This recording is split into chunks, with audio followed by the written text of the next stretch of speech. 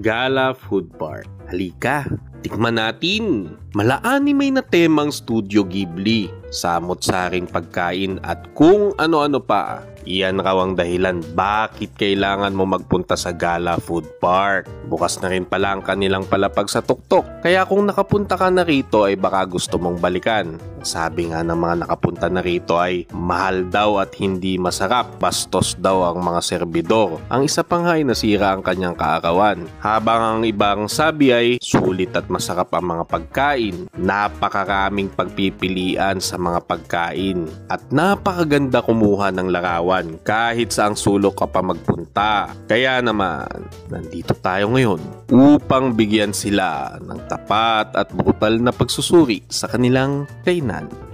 Halika sa Pasay!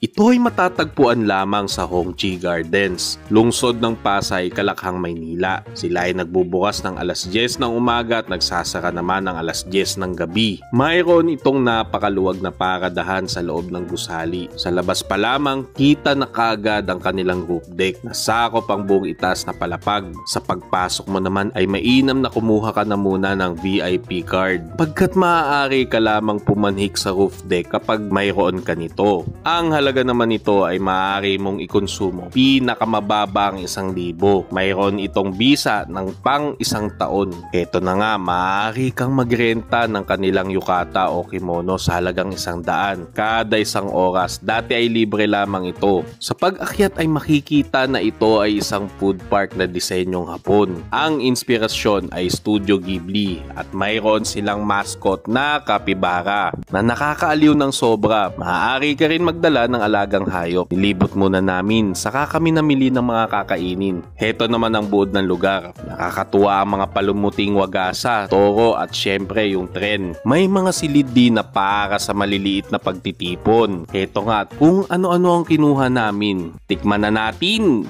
Una ay ang pad grapaw pork. Mayroong itlog, siling berde, pula at sal, maliliit na hiwa ng baboy at balanoy.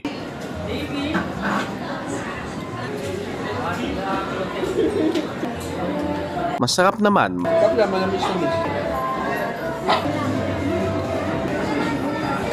Maanghang.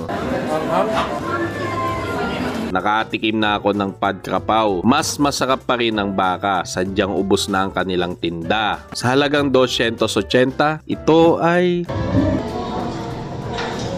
pasado. Kalawa ay ang beef rice. Mayroon